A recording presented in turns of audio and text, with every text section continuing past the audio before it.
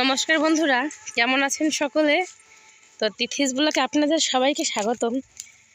আজ চলে এসেছি আমার জ্যাঠার ক্ষেত বাগানে। তো চলুন দেখা যাক জ্যাঠা ক্ষেতে কী কী লাগিয়েছে, সেটাই আজ আপনাদের দেখাবো।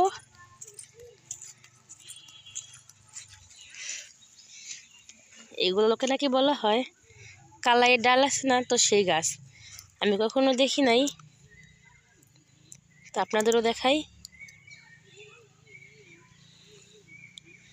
এই দানাগুলো, এগুলোকে ডাল বলা হয়, আর খেতেও নাকি খুবই সুস্বাদু হয় ডালটা। তো তেমন একটা হয়নি, জায়গায় যাক এক একটি গাছ হয়েছে।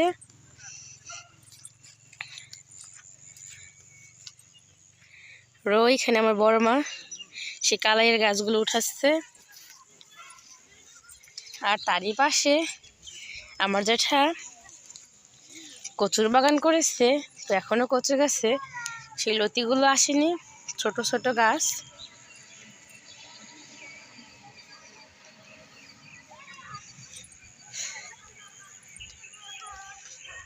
আর এই কচু গাছের ভিতর অনেক বন হয়েছে, সেগুলোই কিন্তু জ্যাঠা পরিষ্কার করছিল।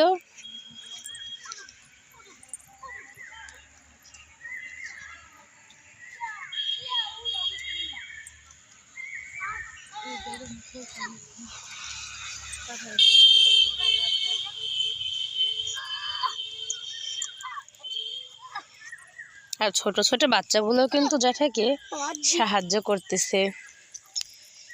এখানে কিন্তু খাওয়ার জন্য আমার জ্যাঠা লাল শাক লাগিয়েছে। এগুলো কিন্তু প্রায় বাড়িতে নিয়ে রান্না করা হয়।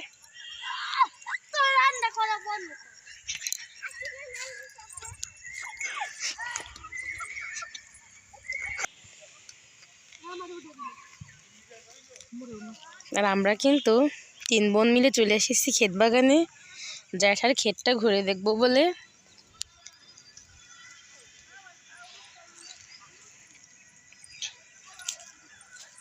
আর এই কচু গাছে কিন্তু ছোট ছোট কচুর লতিগুলো হয়েছে, আর এত ভালো খেতে। এই লতিগুলো না খেলে হয়তো আপনারা বুঝতে পারবেন না কতটা ভালো। আমার যা প্রায় এই লতিগুলো বাড়িতে নেয়, এখনো বিক্রি করার উপযোগী হয় নাই। তো অল্প করে যে কয়েকটা বের হয়, আমরা সেগুলোই নিয়ে বাড়িতে সবাই মিলে খাই। এই তো মোটামুটি কচু ক্ষেত। আর প্রত্যেক সিজনে আমার জ্যাঠা কিন্তু নতুন নতুন সবজি বাগান করে এখানে।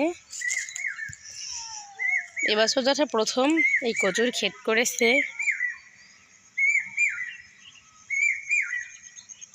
তো আমরা ঘুরতে এসেছি, তাই ভাবলাম আপনাদের সাথেও শেয়ার করি।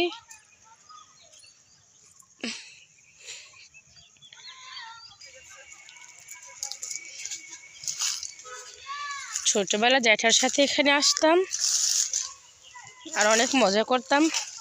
এখন তো আর সেই সময় নেই, তো অনেক দিন পর এসেছি, ঘুরে ঘুরে দেখছি।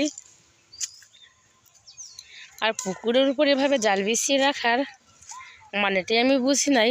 পরে জ্যাঠা বুঝিয়ে বলল যে পাখিতে নাকি মাছ নিয়ে যায়, সেই কারণে জাল দিয়ে রেখেছে, বা হঠাৎ করে যেন কেউ পুকুর থেকে মাছ জাল দিয়ে তুলে নিয়ে যেতে না পারে।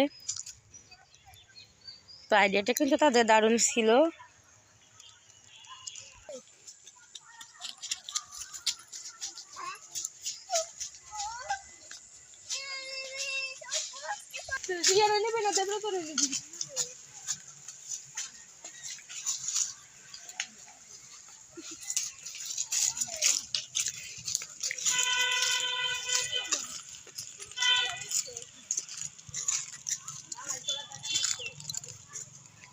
তো এখন বাড়ি চলে যাচ্ছি। আমাদের ভিডিওটি কেমন লাগলো অবশ্যই কিন্তু জানাবেন। আর ভিডিওটি ভালো লাগলে লাইক কমেন্ট শেয়ার করতে কিন্তু ভুলবেন না, আর অবশ্যই একটি করে সাবস্ক্রাইব করে রাখবেন।